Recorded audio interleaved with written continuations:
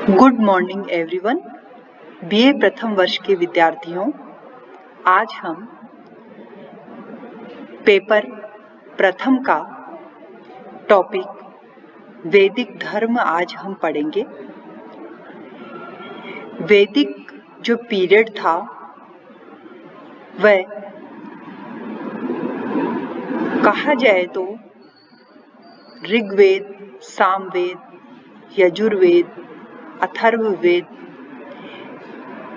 इन चारों वेदों की जो रचनाएं थी वह वैदिक पीरियड में ही हुई।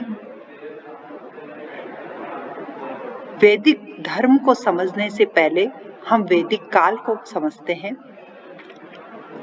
वैदिक काल को दो भागों में बांटा गया है, ऋग्वैदिक काल या आरंभिक वैदिक सभ्यता या उत्तर वैदिक काल।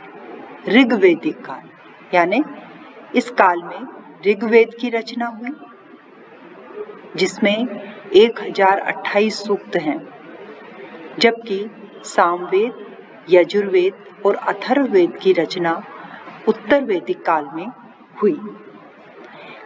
आज हम इसके ऋग्वैदिक काल के धर्म को हम पढ़ेंगे।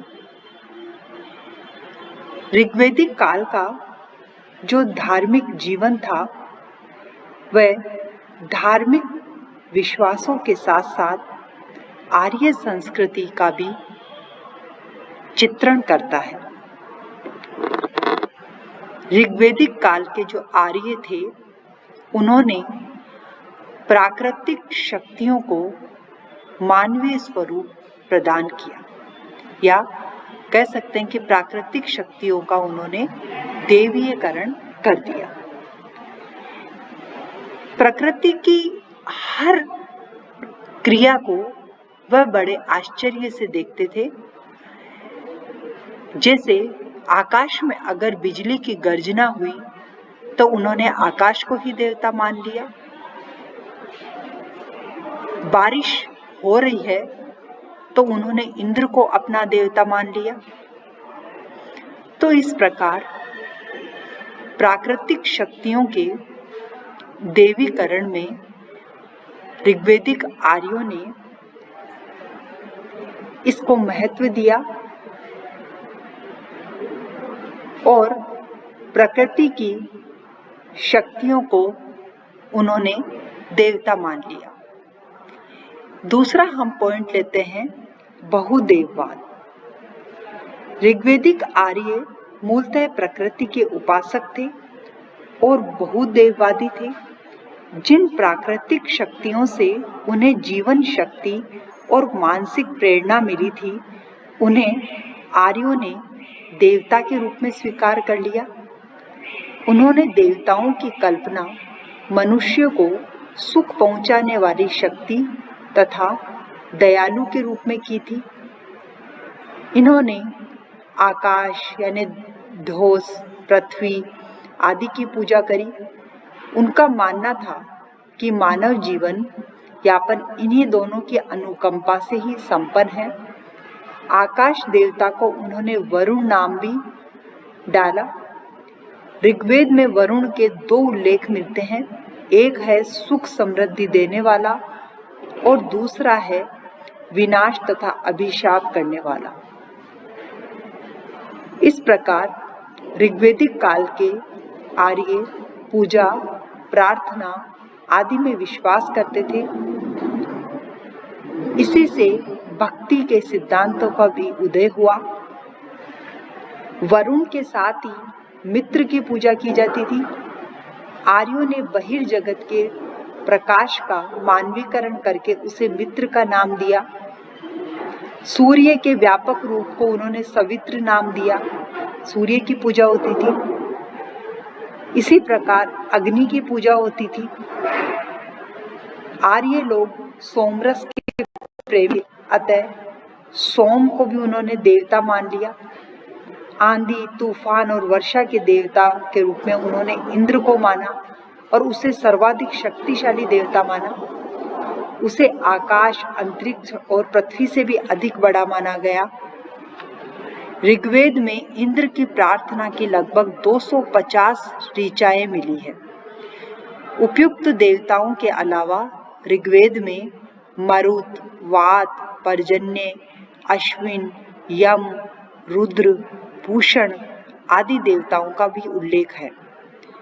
देवियों में उषा, अदिति, सिंधु, आरुयानी और सरस्वती के नाम उल्लेखनीय हैं। इस प्रकार ऋग्वेदिक काल में 3 वर्गों में देवताओं को बांटा गया। आकाशीय देवता, जिसमें ध्योस, वरुण, मित्र, सूर्य, सविता, पूषण, उषा आदि सम्मिलित थे। अंतरिक्ष के देवता, जिसमें इंद्र, मरुत, वात, पर्जन्य आदि थे। जबकि पृथ्वी के देवताओं में पृथ्वी, अग्नि, सोम, सरस्वती आदि को माना गया।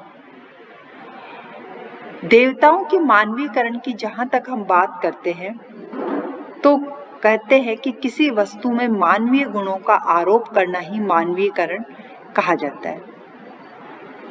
उन्होंने देवी देवताओं को सदाचार तथा नैतिकता का प्रतीक माना और उनमें मानवीय गुणों को देखा। एक इस समय रीत की अवधारणा भी मानी गई। रीत यानी नैतिक व्यवस्था का निर्धारण करना, नैतिक व्यवस्था का नियामक, और इसका देवता उन्होंने वरुण को माना। ऋग्वेदिक जो आर्य थे उनको परलोक में विश्वास था, इसीलिए कर्म की अवधारणा का भी उदय हुआ, क्योंकि उनका ये विश्वास था कि व्यक्ति के कर्म ही उसका अच्छा जीवन निर्धारित करेंगे। तो परलोक संबंधी जो विचार थे, वो भी अवधारणा थी, वो भी ऋग्वेदिक काल में एक तरह से अस्तित्व में आ गई थी। विविध प्रकार के देवी देवताओं की कल्पना ऋग्वेदिक आर्यों ने करी, लेकिन उसके बावजूद भी वे एकेश्वरवाद की भावना पर बल देते थे। उनका यह सोचना था कि एकेश्वरवाद की सभी देवताओं को एक माना जाए, एक परम सत्ता की उपासना की जाए। इसलिए उन्होंने एकेश्वरवाद के महत्व को भी जाना। तो वैदिक काल में चूंकि सामान्य भाषा में कहे तो यज्ञ विधियां बहुत सरल थी। एक सामान्य व्यक्ति भी ऋग्वेदिक काल में खुद यज्ञ करता था, आहुति देता था, और उसका यह विश्वास था कि ऐसा करने से ईश्वर प्रसन्न हो जाएंगे। तो वो अपने पास उपलब्ध सामग्री से ही यज्ञ हवन आदि करता था। यानी इस समय धर्म में बहुत सरलता थी। पुरोहितों का कोई ज्यादा बोलबाला नहीं था और हर व्यक्ति, हर मनुष्य के उस ऋग्वेदिक आर्य के पहुंच में धर्म था, और इसी धर्म की वो कल्पना एकेश्वरवाद के रूप में और परम तत्व के रूप में उन्होंने करी थी। तो ऋग्वेदिक काल, उत्तर वैदिक काल, 2 काल है। उसमें ऋग्वेदिक धर्म को हम पढ़ रहे हैं, उत्तर वैदिक धर्म को भी पढ़ेंगे, लेकिन मैं आपको क्लियर करना चाहूंगी कि जो ऋग्वेदिक काल का धर्म था बहुत सरलता लिए हुए था, और इस सरलता में उनके जो विश्वास थे वह एक तरह से नैतिकता का समाविष्ट किए हुए उन्होंने धर्म में अपना विश्वास जारी रखा। तो हम कह सकते हैं कि ऋग्वेदिक जो आर्य थे उन्होंने प्रकृति की पूजा को एक तरह से अपने धर्म में स्थान दिया, नैतिकता को उन्होंने अपने धर्म में स्थान दिया, और बाह्य जगत की शक्तियों को भी उन्होंने देवी देवताओं का रूप दे डाला।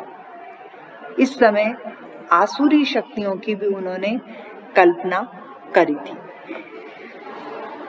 इसी में नेक्स्ट हम उत्तर वैदिक काल का धर्म पढ़ेंगे, जिससे ऋग्वैदिक काल के धर्म और उत्तर वैदिक काल के धर्म में एक तरह से तुलनात्मक अध्ययन करना आसान होगा। धन्यवाद।